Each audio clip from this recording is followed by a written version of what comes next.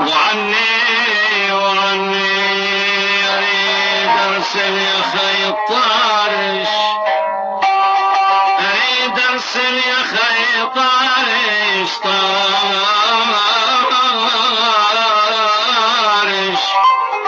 وعني كنت غافل مراسيلك.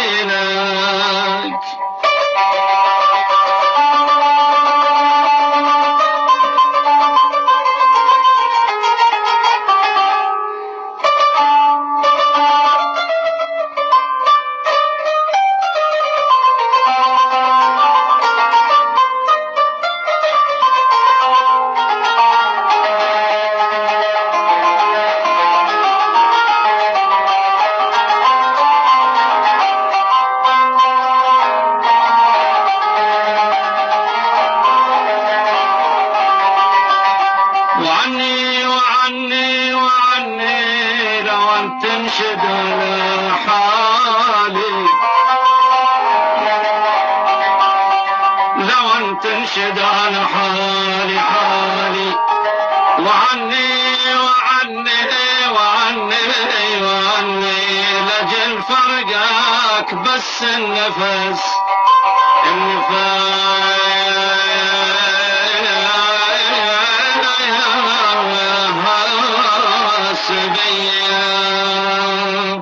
ولي يعلم الولد ولي يدري ولي يعلم الولد ولي يدري مرامي بهواك ولا الماء ولم مرامي بهواك إلا الماء يدري.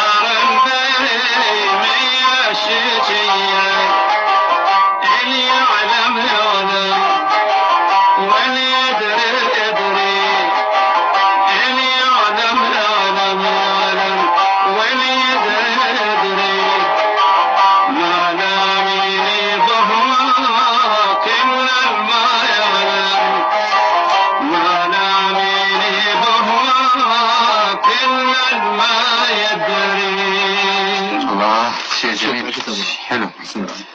طبعا الفنان عبد المحمد ايضا رافق الفنان القدير الراحل داخل حسن في بعض اغنيات. نعم كنا نطلع سوا يعني حفلات.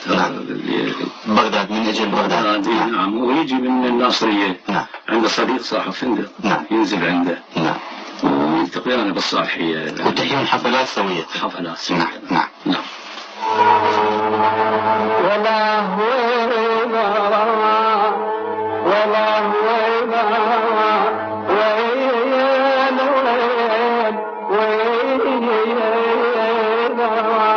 إلى من لا من عسور لا من عسر صب دمي إلى من عدم وصلت علي تبخال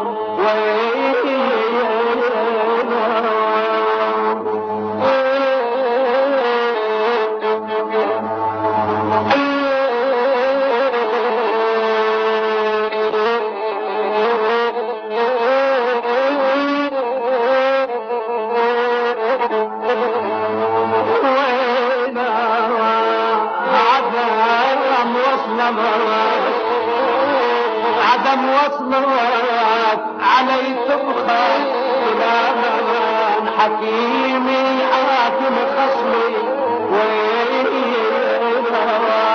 حكيمي حاكمي خصمي إلى زمان التجائي واشتك ما صار بي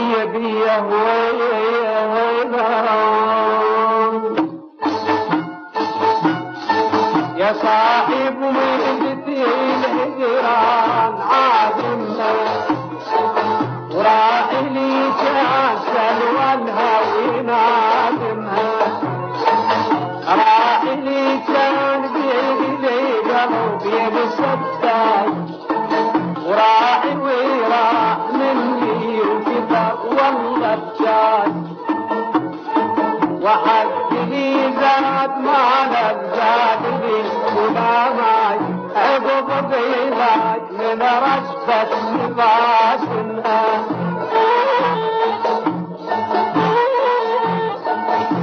داخل حسن هو داخل ابن حسن ابن علي ابن الغزاوي من مواليد الشطرة 1909.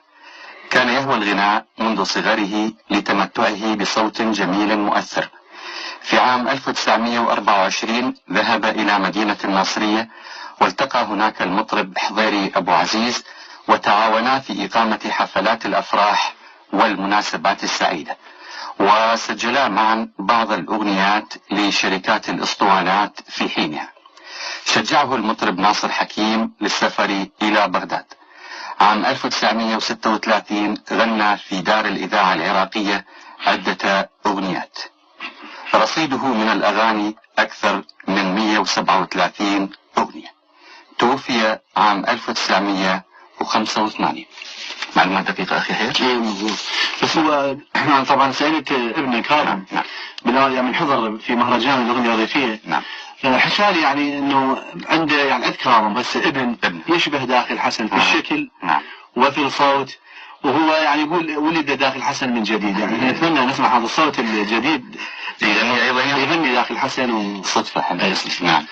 معنا ايضا الاخ المطرب حازم النقاش، وهو من الاصوات الشبابية المهتمة بالغناء الريفي، وايضا عضو بيت الغناء الريفي العراقي، وساهم ايضا في الامسية لليلة داخل حسن في مهرجان بابل. ثم طبعا من خريجين معهد الدراسات الموسيقية، ومحصل على شهادة تقديرية من الاستاذ محمد القبلشي الله يرحمه.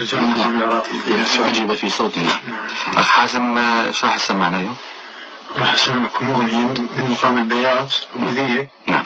وبس تحياتي لي. نعم. الله يرحمه داخل حسن. تفضل. بيات الصبح.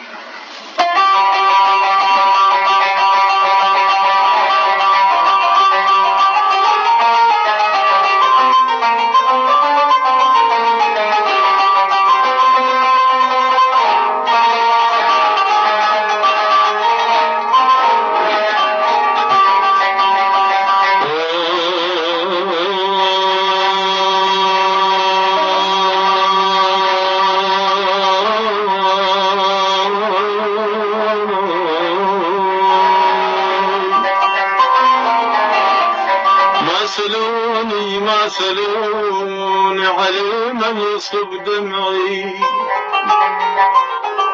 على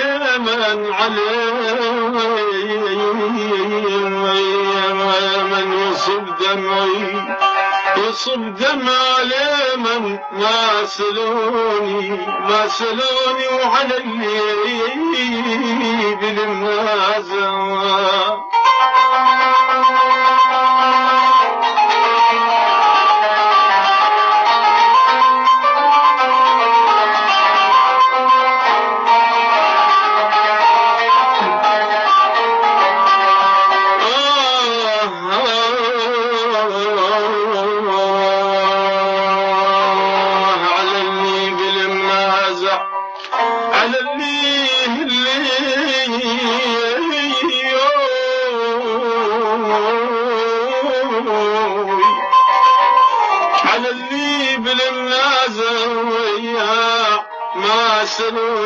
ما سلوني تعالوا شوف حالي، تعالوا شوف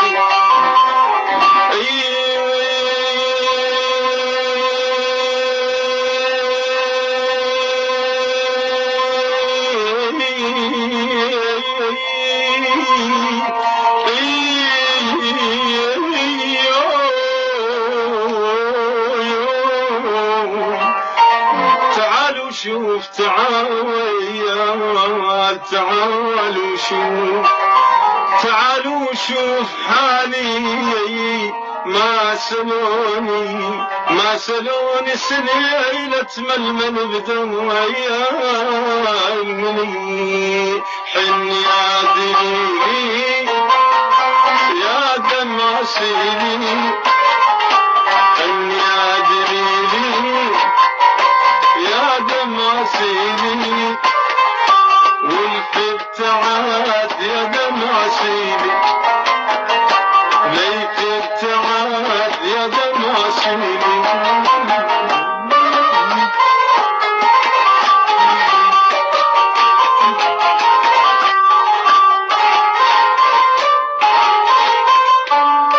والذي أنور حيل وقطار قلت له حبيبي الحب هوانا مسير يوم الذي أنور حيل وقطار قلت له حبيبي بحب هوانا مسير طول العمر أبقى لك أتنطر طول العمر أبقى لك أتنطر ما نمت ليلا انتهى يا ويلي والفي ابتعاد والفي ابتعاد. شكرا أخ حازم. احنا نخلي المستمعين ايضا يساهمون معنا في هذه الامسيه الاحتفائيه بالفنان الريف الكبير داخل حسن. زميل عطارد راح تكون جنب الهاتف، اعتقد رقم هاتفنا 54-37440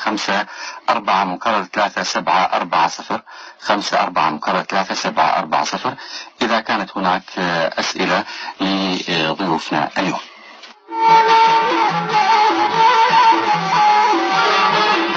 يا عيني زيد الشايات ضرب ويفيد يا عيني زيد الشايات ضرب ويفيد وبحجة الدخان بشعلك يفيد وبحجة الدخان بشعلك يفيد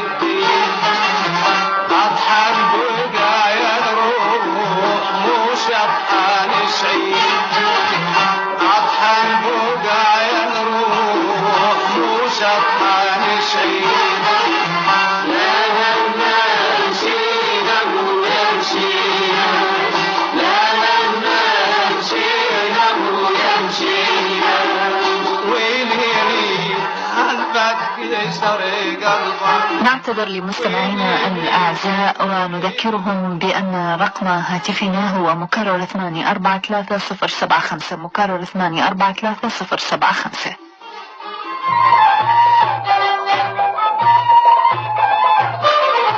قلبك ويت بنار يعني يدي يابه والله ويت لا يموت قلبك ويت بنار يعني يدي يابه عيني ويت لا يموت. استوديو المساء اتفضلوا. مساء الخير. مساء النور. تحياتنا لكم أسرة البرنامج وللمستمعين الأعزاء جميعا. المستمع الدائم عدنان شهادة الخزرجي من بغداد. يا أهلا وسهلا. شكرا جزيلا. أشكركم لإحياء رائد من روادنا الفنانين الكبار من الفنانين الريفيين المقتدرين الأستاذ المرحوم داخل حسن الذي هو غني عن التعريف. هل من الممكن أن أتكلم مع الفنان عبد محمد؟ شو تحب تسأله؟ والله لقد غنى أغاني منوعة كثيرة والآن هو منقطع. ومن أروع ما غنى حسب رأيي أوبريت غنائي وردة وبدر. هل من الممكن أن يعيد مثل هذه الأوبريتات التي فيها صور رائعة جميلة، أوبريتات إذاعية ممتازة جدا؟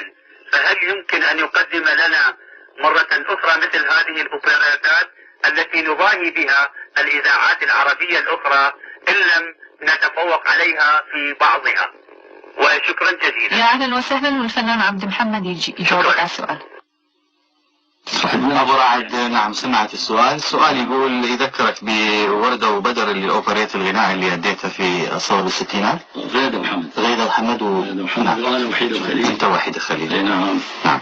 فعندنا مشاريع إن شاء الله. بيت الغناء الريفي راح يصير هسه، وعندنا مشاريع كثيرة إن شاء الله. ان شاء الله. يعني انتم هسه ما زلت يعني اصواتكم الحمد لله بعد طريه وتحتفظ بحلاوتها وجمالها. ان شاء الله تعيدون امجاد الاغنيه الريفيه القديمه. يعني المستمع الكريم مداخله جدا ذكيه ورائعه جدا ومواكب للغناء الريفي العراقي. نعم. بالحقيقه انا قبل ما ندخل الاستوديو نحن كنا متفقين يعني قبل اسبوع او اكثر. نعم. لان الاستاذ ابو رعد يحضر لبيت الغناء الريفي العراقي، كنا بنوقف الى حد الاغاني اللي الناس سمعتها. شنو المانع؟ صحته جيدة جدا وصوته جميل وقوي. يعني يقدم أغاني جديدة تعيد مجده غيدة محمد وغيرها. فاحنا اكو تخطيط في بيت الغناء الريفي العراقي لإعادة هذه الأصوات بأغاني جديدة وبرامج جديدة. وإن شاء الله احنا على وشك أن ننفذ إن شاء الله مهرجان بأصوات عبد محمد ونسيم عودة ومحمد قاسم الأسمر وعبد الجبار الدراجي بأغاني جديدة إن شاء الله. إن شاء الله. نرجوكم التوفيق.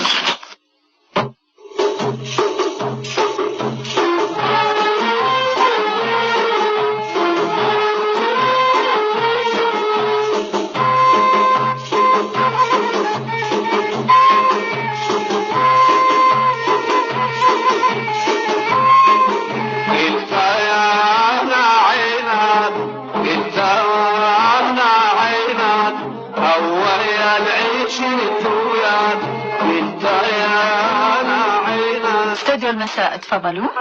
مساء النور. يا اهلا وسهلا. مستمعتكم نجاة عبد الكريم. يا اهلا بنجاة، تفضلي. طبعا احنا بالنسبه لنا نشجع مثل خطر رائع لحياة تراثنا الغناء الريفي.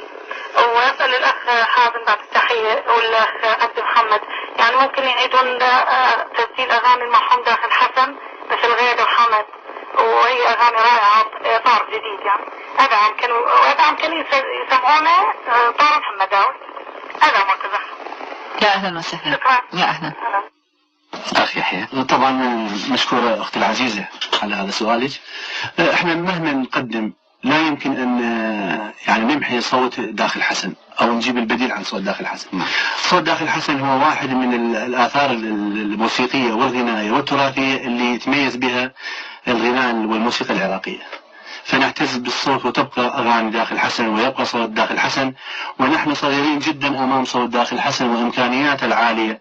بس هل نعيد أغانية مثل بأصوات الشباب ونعودهم على أن يغنوا أغاني داخل حسن؟ نعم، هذا المشروع موجود، وعندنا شريحة من الأطفال والشباب بدأوا يتعلمون أغاني داخل حسن، ومسعود الأمارتلي وحضير أبو عزيز وخير سلطان وعبد المنت ورجاوي. هذول الناس الكبار العمالقة في الغناء الريفي العراقي يجب أن تعاد أصواتهم وشخصياتهم، وراح نوضح كل شخصية يعني إلى أبسط المقتنيات اللي كانوا يستخدموها ويستعملوها. فعندنا مشروع إن شاء الله هو مسلسل ريفي على غرار غيدة محمد، بس يواكب العصر ويواكب الحداثة ويواكب الحالة التطور اللي يمر بها عراقنا الحبيب. واكو اهتمام كلش كبير من وزارة الثقافة والإعلام بالتراث الغنائي وخاصة من اللجنة الوطنية العراقية للموسيقى. نعم.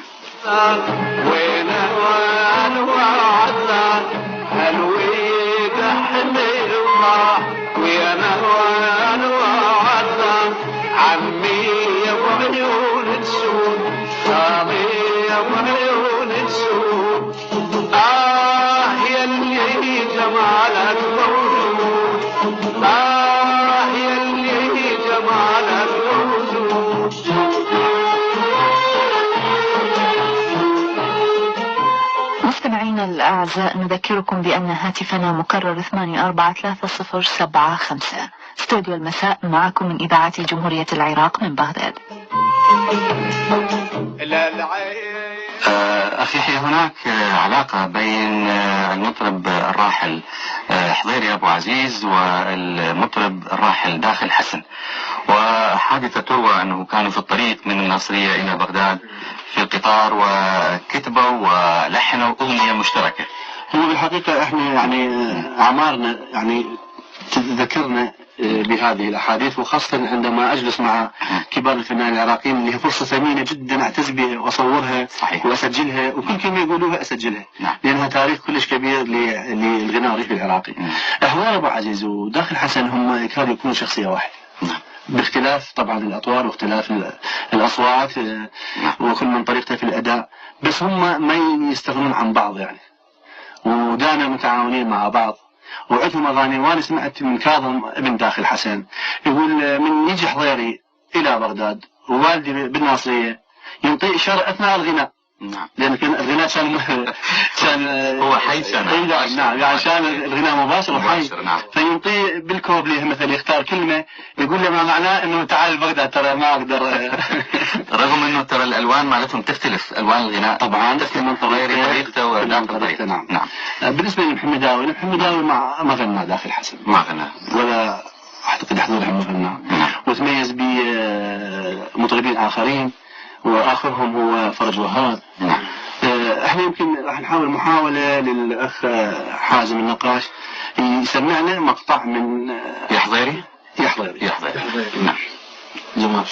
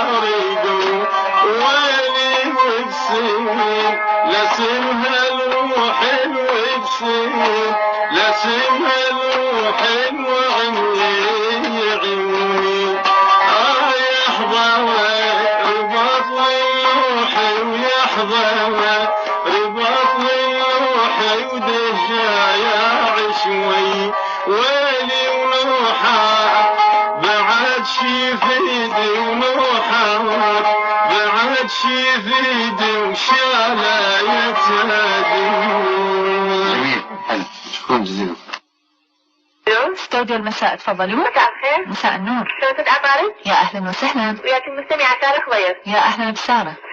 ست عطارد عندي سؤال للضيوف. نعم. أقول من هي المطربة التي شاركت داخل حسن في أغنية لا رايد عشرت وياك؟ نعم. وسؤال آخر أكو؟ لا شكرا ست عطارد. يا أهلا وسهلا. الزميلة عطارد لو تعيدين السؤال لأن ما استمعنا إلى جيدا. من هي المطربة اللي شاركت داخل حسن في أغنية لا رايد عشرت وياك؟ أخي يحيى تفضل. أعتقد هي المطربة الريفية ريم. نعم هي أكيد، وغنت مع لأول مرة مع داخل حسن الثنائي لا رايد عشرت وياك، وكانت من الأغاني الجميلة جدا وما ينساها الجمهور أبدا. نعم.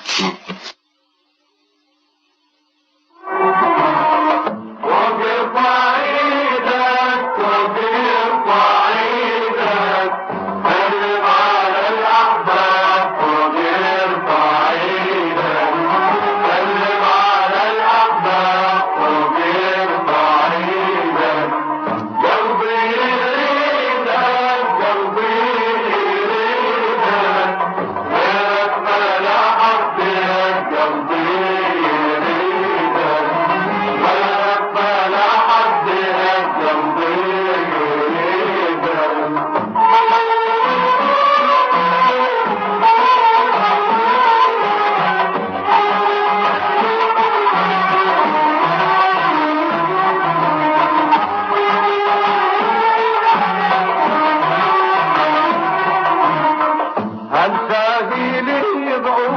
هالساقي بيبعون هالحادي هذا النين هالساقي بيبعون هالحادي هذا النين هالساقي بيبعون يمي اللي يطيرون يمي اللي يطيرون لو يبدي المعنى يمي اللي يطيرون ولا يبدي المعنى يمي اللي يطيرون.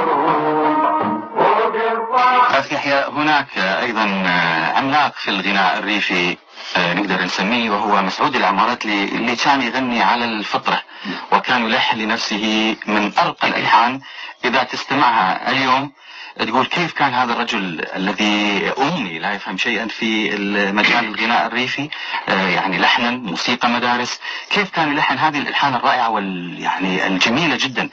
سؤالي، هل هناك علاقة بين المطرب الراحل داخل حسن وتراث اللون الغنائي لمسعود العماراتلي؟ طبعا هو اكو فرق كبير بين اغاني داخل حسن واغاني مسعود العماراتلي. مسعود العماراتلي كلنا احنا نعرف، او بعض المواطنين يعرفون المستمعين الكرام، انه مسعود هو امرأة مساعدة، وهذه الامرأة من جنوب العراق من محافظة ميسان. احنا بالمفهوم الشعبي العام يقول استرجلت، يعني تحولت الى رجل. اكو مسببات اجتماعية احنا ان شاء الله راح نقولها في حلقة خاصة لمسعود العماراتلي. نعم. لحظة يا أخ يحيى، هناك مكالمة من خارج القطر نستمع لها. استوديو المساء، تفضلوا. الو. نعم. السلام عليكم. عليكم السلام. صحة. يا اهلا وسهلا. الو. نعم. العفو، احنا من كندا وياكم. يا اهلا وسهلا. اهلا وسهلا، شلونكم؟ يا اهلا ومرحبا. بغداد. الحمد لله بخير، انتم شلونكم؟ والله دائما نسال عليكم احنا، وبس بدنا نحصل يعني قوه من خلال صديقتكم هاني. نعم. اللي ردت رقم التليفون مالكم من خلال استوديو 10 وبرنامج العراق اليوم دا اخابر ومدى يتحصل. يا اهلا وسهلا بيك. طبعا برامج اذاعه بغداد كلها واضحه بدنا نسمعها، لان هي وقناه العراق الفضائيه. نعم. لان برامجكم كلها واضحه، وخاصه استوديو 10 واستوديو المساء، يعني بس بصعوبه نحصل لان فرق الوقت بيننا وبينكم. نعم. استاذ عبد الواحد شلونك؟ والله بخير يسلم، وبصحبتنا ضيوف اليوم من مجموعة طيبة من مطربي الريف. اهلا وسهلا. العفو، بس بالنسبه سمعت من خلال برنامج استوديو المساء اذا حسد سمعه يعني. نعم. سمعت بضيوف عن الاغاني الريفيه الجميله اللي يقدمها بلادنا العزيز. نعم. ممكن اتحدث وياهم؟ ايوه. تفضل اسأليهم ويسمعوك. يعني أتذكروا أنتم أو هم يعني سمعت أغانيهم من خلال المنهج، يعني احنا دائما نسمع الإذاعة كاملة ومكملة من خلال يعني القنوات الفضائية مالتنا. نعم. والأقمار الصناعية، يعني يزيدوا من أغاني الريفية الجميلة. إن شاء الله. نسمعها. إن شاء الله موجودة في منهاجنا أغاني الريف. نسمعها، بس يعني تعرفون من خلال البث، يعني مو هالقد نوبات تصير واضحة من خلال برنامجكم وبرنامج استوديو 10 وكل البرامج اللي تقدمها إذاعة بغداد، وخاصة انقلب علينا الوقت من صارت تغيير مع الساعة عندكم. نعم. اي. طيب تحبين تسألين الضيوف؟ يعني شنو رأيهم بالفنان الكبير داخل حسن يعني وأغانيه الجميلة اللي نسمعها؟ نعم. نعم. وتحبين تسمعين أغنية من عندهم؟ والله إذا يعني أنا سمعت أغاني داخل حسن، إذا أمكن اليوم أو خلال الأيام مالت استوديو المساء أي الموال مال حاتم العراقي اللي يذكرنا ببلدنا العزيز، إذا أمكن يعني. إن شاء الله نقدمك إياه بحلقات أخرى من البرنامج. إن شاء الله. واليوم راح نسمعك أغنية لداخل حسن ونهديها إلك ولعائلتك اللي موجودين. الله يسلمك. إذا أمكن بس تهدي هذا ولو طولت عليكم. تفضلي. هذه إلى أهلي بغداد وأهل زوجي بغداد وهذه يعني صديقتكم هذه اللي هي من خلالها يعني صار الاتصال هذا. نعم. وأنا دقيت قبل على 5/4 وقالوا لي كان مرتبط بالتلفزيون. نعم. وهذه دكتور مثلنا اللي يشتغل مدينة الصف إن شاء الله يسمعني، لأن وقف لنا مواقف حلوة. نعم. وهذه جميع العاملين بإذاعتنا الحبيبة إذاعة بغداد، واحنا ترى يعني كل ترى يعني بنحس بكندا احنا بلدنا الثاني العراق. نعم. يعني احنا عبالك بالعراق. يعني من خلال البرامج اللي تسمعيها بالراديو. نعم. ها؟ من خلال البرامج يعني. كلها واضحة عندنا، يعني أنا مو قلت لك اختلاف الوقت بيناتنا وبيناتكم 4 ساعات، يعني تقريبا هسه عندنا 4 إلا. نعم. 4 إلا 10 تقريبا. ما اعرف يعني الوقت يومكم هسه ب8 يمكن. ما تعرفنا على اسم حضرتك؟ انا ذكريات من كندا. يا اهلا وسهلا بك واستمعي الى الضيوف.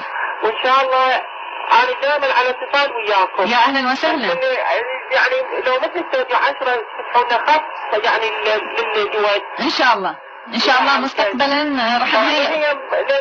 بيخبروا عليكم كلهم يعني كل الجاليه العراقيه الموجوده بكندا بيخبروا وبدا يحصلوا يعني من كثره الزخم على الهواتف. من خلالك وصلي تحياتنا الى كل الجاليه العراقيه يعني الموجوده هنا. والله يحبوكم ومشتاقينكم وانا قبل فتره تحيات هاني.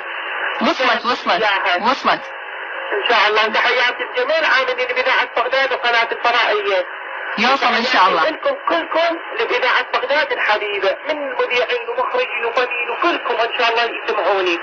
ان شاء الله. إذا عمكم لا تنسون موال حاتم العراقي. ان شاء الله في الايام القادمة. ان شاء الله. يا اهلا وسهلا. على كل الكادر. يا اهلا وسهلا. وتحياتنا لجميع المواطنين العراقيين ونتمنى لهم الموفقين ان شاء الله ويرفع الانصار عن بلدنا العزيز. ان شاء الله. ان شاء الله. شكرا. يا اهلا وسهلا. مع السلامة. مع السلامة. طبعا اخو ذكريات سئلت راينا بداخل حسن وصوت داخل حسن. طبعا لا يمكن ان نكون لنا الصلاحيه ان نقول راينا بصوت الفنان الكبير اللي ذكرت وقلت، مثل ما نتذكر المنويه ومثل ما نتذكر اسد بابل وباب عشتار ونتذكر قصائد سيار. نعم. ونتذكر صوت داخل حسن. وصوت داخل حسن وهانية لا يمكن أن نقول رأينا بها لأن هي جزء من حضارتنا وجزء من تراثنا الريف الغنائي العراقي. أما بالنسبة للفنان حاتم العراقي فهو فنان متمكن وصوته جميل جدا ولا لونه الخاص، يعني هو يعني ما له علاقة بصوت داخل حسن. هو فنان مبدع ودائما إلى ألوان الخاصة به. نهدي لمستمعاتنا ذكريات اللي اتصلت من كندا وهزها الحنين إلى الوطن وإلى الأغنيات الريفية الأصيلة. يعني كانت حب العراق العظيم وحب الشعب العراقي، وهاي الأخت العزيزة ذكريات الوفية لبلدها العراق العظيم، إنه شو نقدم له هو قليل الحق. فأقول نقدم نيسي يعني طور ومن أطوار غناء الريف العراقي بصوت الفنان المبدع عبد محمد إذا أمكن. نعم. سيقر.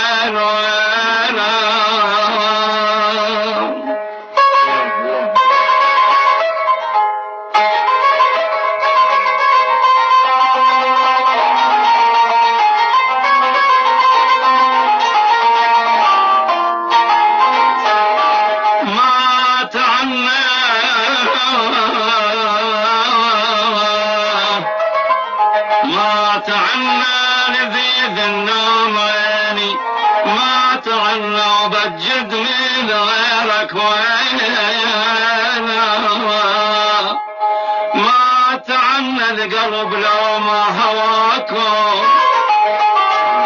القلب لو ما هواكم ما تعنى ولا نار الغرام وجرت وجات بي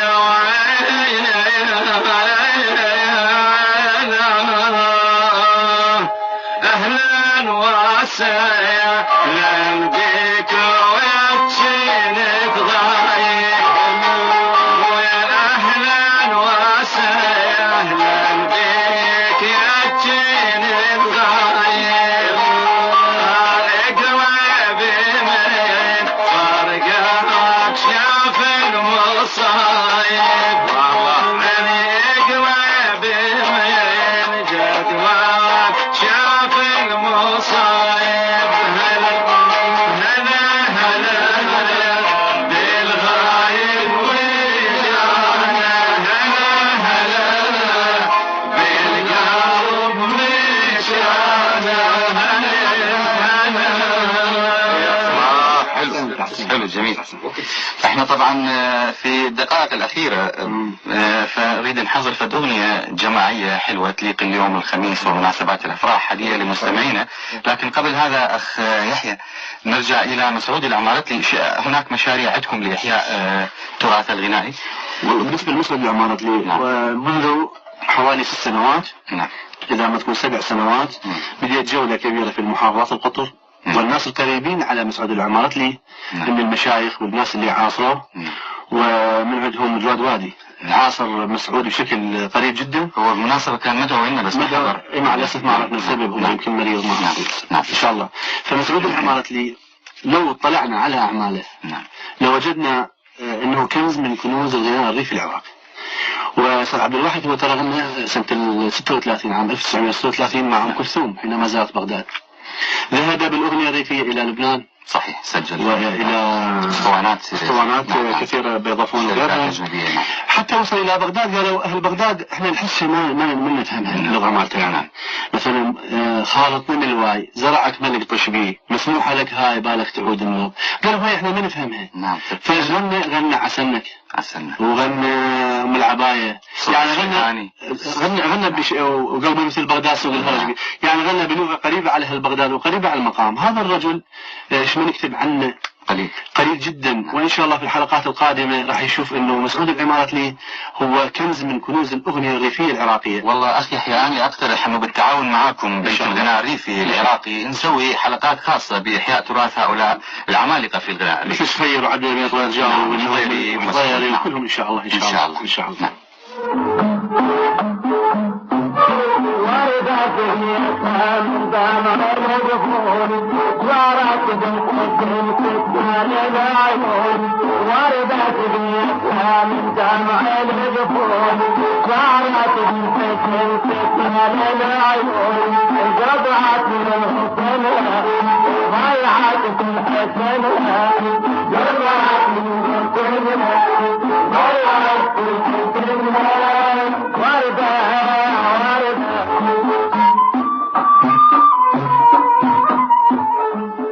الآن نستمع إلى الأغنية اللي قلنا عليها جماعية. عندنا 4 دقائق احنا قبل ما تفضل أخي. فرصة سعيدة جدا نتحدث مع الجمهور عبر الميكروفون أنه نقدم الدعوة لكل محبي الغناء الريفي العراقي وكل المتخصصين ورواد الغناء الريفي أن يتفضلون إلى بيت الغناء الريفي العراقي اللي هو واقع في منطقة الطالبية جميلة.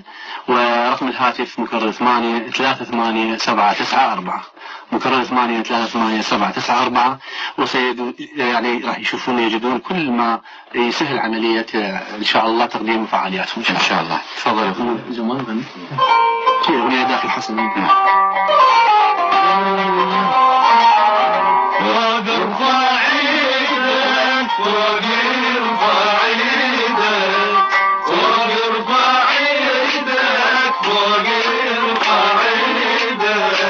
سلم على الأحباب وارفع ايدك سلم على الأحباب وارفع ايدك قلبي يريدك قلبي يريدك قلبي يريدك قلبي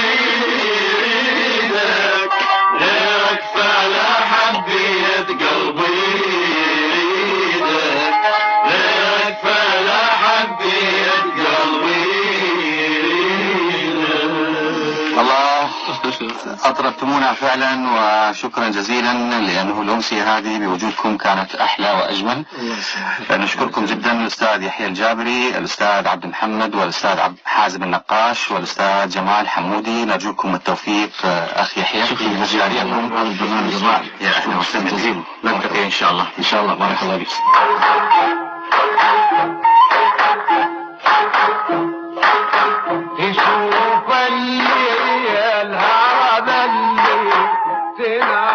وهذه أحلى تحيات أسرة استوديو المساء التي رافقتكم هذا اليوم: عبد الواحد محسن، عطارد عبد الخالق، علاوي، سلمى رمضان، عادل المالكي، وصباح عباس. حرام كان عيني لجت للنوم أقضي الليل بهذا أعد النجوم يشيلونينا الليل اللي غطاها هموم وفراشه حسب سعدان ما يلقى سجا. لا لا لا لا لا لا لا